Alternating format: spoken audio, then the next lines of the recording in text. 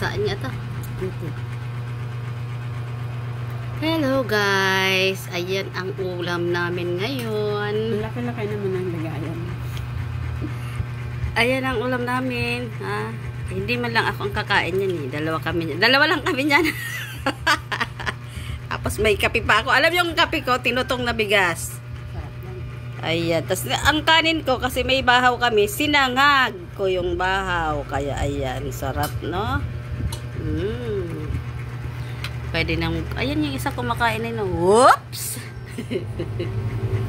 Si Marvlog yan.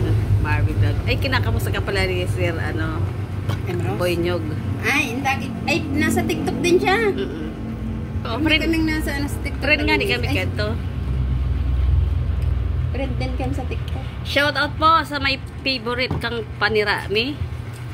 Bicol po yan. Bicol delicacy. Tilapyang prito at ginataang balinghoy. Pero totoo ang prito. Ayaw ko lang yan. Sige na, ulamin mo na yan. Ayan yung pagkain ko. At yung kape ko, paborito ko yan. Tinutong na bigas. My God, ayan. Okay. So maglaway kayo dyan sa prito at ulam namin na gulay. Ha, masarap yan.